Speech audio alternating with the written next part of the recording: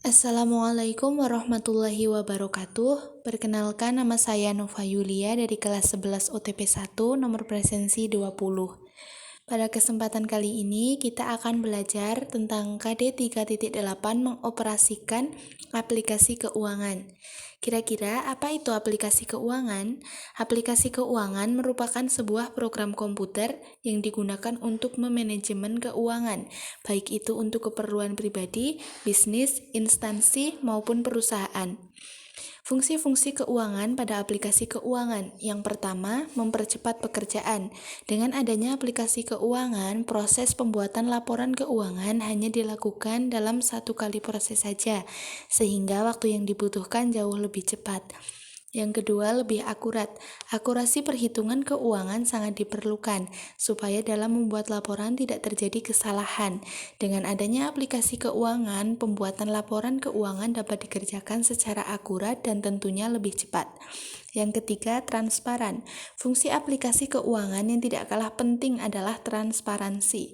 Laporan keuangan dapat ditampilkan lebih detail sehingga meminimalisir adanya kecurangan. Yang keempat, aman. Keamanan data akan lebih terjaga. Hal ini karena aplikasi keuangan dirancang untuk melindungi data yang disimpan di dalam komputer. Yang terakhir, fleksibel. Aplikasi keuangan juga dirancang untuk digunakan secara fleksibel, yaitu bisa digunakan kapan saja dan di mana saja. Kemudian macam-macam aplikasi keuangan, di antaranya Accurate5, GNU Cash, Easy Accounting System, B-Accounting, Microsoft Office Accounting Express, Accure Accounting, dan MYOB. Kali ini kita akan membahas yang MYOB. MYOB atau Mind Your Own Business Accounting adalah software akuntansi terpadu atau terintegrasi yang memadukan beberapa program dengan fasilitas lengkap, fleksibel, dan mudah untuk digunakan. MYOB adalah program pengolah data akuntansi yang lengkap, akurat, dan efektif yang digunakan untuk mengolah laporan keuangan dan transaksi yang terjadi dalam sebuah perusahaan, yang merupakan buatan Australia namun telah banyak digunakan oleh perusahaan di Indonesia. Kemudian kita beralih ke keunggulan MYOB. Yang pertama, tampilan dashboard yang user friendly atau mudah digunakan. Yang kedua, terintegrasi dengan Microsoft Office. Yang ketiga, sistem pembukuan terintegrasi dan efisien. Yang keempat, otomatisasi pembukuan. Yang kelima, eksplorasi database yang maksimal. Namun, MYOB juga masih memiliki kekurangan, yaitu tidak ada modul fixed assets, sehingga jika perusahaan memerlukan modul untuk mengelola aset yang dimiliki, maka harus membeli add-on lagi.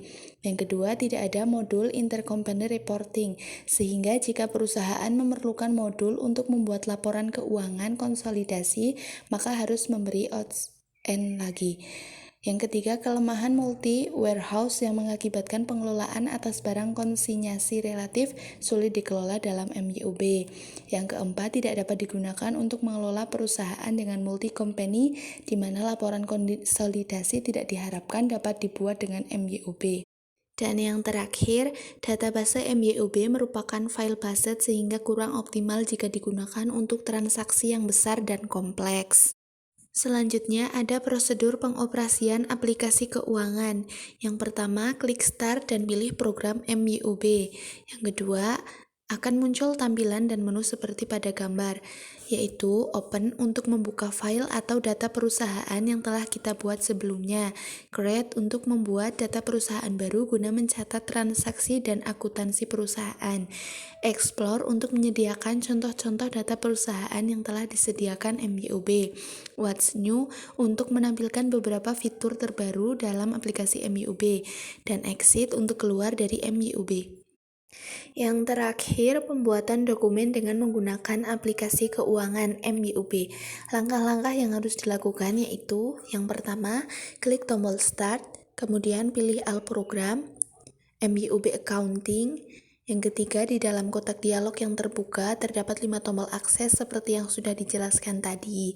Yang keempat, klik tombol Create New Company File. Yang kemudian akan muncul tampilan jendela introduction berisi penjelasan langkah-langkah dalam membuat file perusahaan baru. Klik next. Yang kelima, klik company information, lalu masukkan data perusahaan seperti nama perusahaan, alamat, nomor telepon, dan SN. SN bisa dikosongkan, namun apabila ada, silakan untuk diisi. Setelah itu, klik next. Yang keenam, masukkan periode akuntansi. Di sini ada menu financial year, yaitu tahun periode akuntansi yang kita gunakan. Ada last month of financial year, yaitu bulan terakhir dari periode akuntansi. Ada conversion month, yaitu bulan awal dari periode akuntansi. Kemudian number of accounting periods, yaitu jumlah bulan dalam periode akuntansi yang kita gunakan. Nah, pada bagian ini kita tidak boleh keliru dalam mengisi periode akuntansi perusahaan kita karena bersifat permanen. Dan seandainya kita salah dalam mengisi informasi tersebut, maka kita harus memulainya dari awal lagi, yaitu dari mulai menu create dan seterusnya seperti tadi. Yang ketujuh, setelah kita klik next pada menu sebelumnya, maka akan muncul tampilan berikut. Yang pertama, I would like to start, dan seterusnya. Artinya kita ingin menggunakan daftar akun yang telah disediakan oleh program MYOB ini. Yang kedua, ada I would like to import, dan seterusnya, yang artinya kita ingin mengimport file daftar akun yang ada pada MYOB dengan format lain sesuai dengan yang dibutuhkan perusahaan, misalnya dalam bentuk Microsoft Excel. Kemudian yang ketiga, I would like to build, yang artinya kita ingin membuat sendiri daftar akun yang kita butuhkan dalam program MYOB ini. Silahkan memilih option sesuai dengan kebutuhan perusahaan dan klik next. Akan lebih mudah dan praktis bila kita memilih option nomor 1, yaitu menggunakan daftar akun yang telah disediakan oleh MYOB.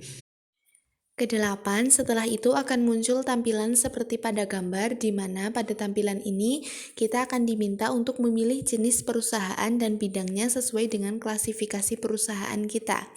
Misalnya perusahaan jasa, perusahaan dagang, dan perusahaan manufaktur. Kita bisa memilih klasifikasi perusahaan tersebut pada kolom Industry Classification, yang mana juga ada pilihan all, yaitu semua klasifikasi perusahaan masuk menjadi satu pada all. Dan type of business untuk memilih kita sedang bisnis apa. Banyak option yang bisa kita pilih sesuai dengan bisnis yang kita geluti saat ini. Kemudian klik next. Yang kesembilan, selanjutnya akan muncul tampilan, yakni untuk menyimpan file MYOB yang sedang kita kerjakan. Bila ingin mengubah tempat penyimpanan file MYOB, silahkan klik change atau klik save dan setelah itu klik next.